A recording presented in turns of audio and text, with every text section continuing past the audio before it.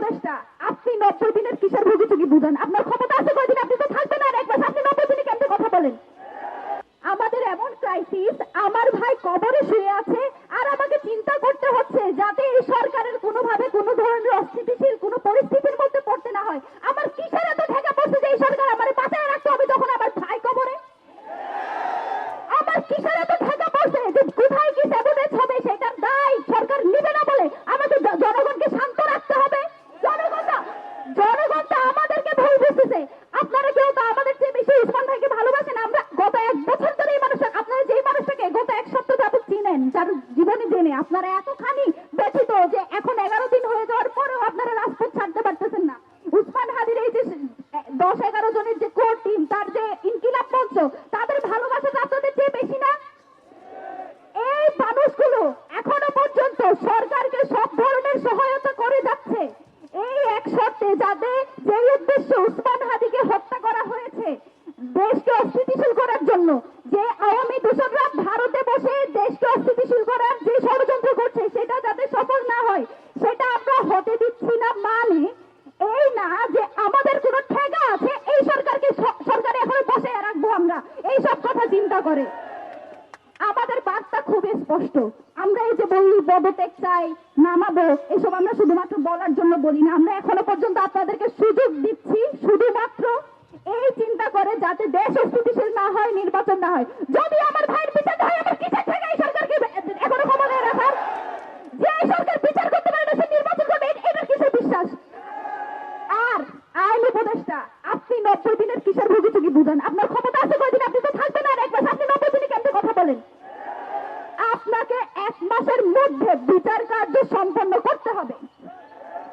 একই সাথে যে খুনিরা শুধুমাত্র সুতার ফয়সাল, সে একেবারে শেষ গুটি, যে শেষ কার্য ঘটিয়েছে এই ঘটনায় স্পষ্টত রাষ্ট্রের একটা অংশ যারা এখনো পর্যন্ত ভারত এবং আওয়ামী লীগের পারপাস করে তারা এই কাজ ঘটিয়েছে, আমাদের কাছে স্পষ্ট।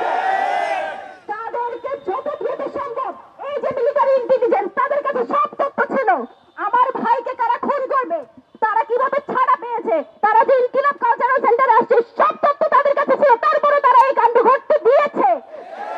তার দায় তাদেরকে নিয়ে এখনো পর্যন্ত যে আওয়ামী দূষণরা এই সব কার্য ঘটাচ্ছে তাদেরকে অতি দ্রুত গ্রেপ্তার করতে হবে। এই ব্যাপারে কোনো সুশীলতা মানি না। আমরা এখনো পর্যন্ত স্থির আছি। বাংলাদেশের জনগণ মুখিয়ে আছে কখন ইনকিলাব মঞ্চ ঘোষণা দিবে এবং তারা রাজপথে নেমে এসে যা পারে তাই করবে। আমরা সেটা হতে দিচ্ছি না। তার মানে এই না যে আমরা শেষ পর্যন্ত দেখে যাবো যে আপনারা কি করেন। আজকেও বাংলাদেশে বিভিন্ন জায়গায় হত্যা হচ্ছে, বিভিন্ন জায়গায় গুলি করে মানুষকে মেরে ফেলা হচ্ছে। যে সরকার স্থিতিশীল দেশ রাখতে পারছে না, তো স্থিতিশীলতার দোহাই দিয়ে আমরা কি সব আটকে রাখবো? আমার কোনো ঠেকা নাই যে আপনারা আমি সরকারে বসে রাখবো। লাইফায়া বাইর করবে এই সরকারের যে সব উপদেষ্টা আছে। এই সব ব্যাপারে কোনো সুশীলতা হবে না যতদিন পর্যন্ত আমার ভাইয়ের বিচার হবে। আমার আপনাদের সাথে কোনো সুশীলতা নাই। আমার যা হারানোর আমি হারাই ফেলছি, এখন আমার সরকার নিয়ে চিন্তা ভাবনা করার কোনো দরকার নেই। আমাদের বিচার লাগবে এবং সেটা নির্বাচনের আগে, এবং সেটা 1 মাসের মধ্যে। এই 1 মাসের মধ্যে বিচার কার্য সম্পাদন করার জন্য 24 ঘন্টা টাইম দিয়েছি। যদি না পারেন, আপনারা আরেকটা চিন্তা ভাবনা করতেছেন, সরকার তো আর বেশি দিন নাই, মাসখানেক সময় আছে, আগে ভাগে একটু পদত্যাগ করে পালাইয়া যায়। না, আপনাকে আমরা পালাইতে দিব না, দিচ্ছি না।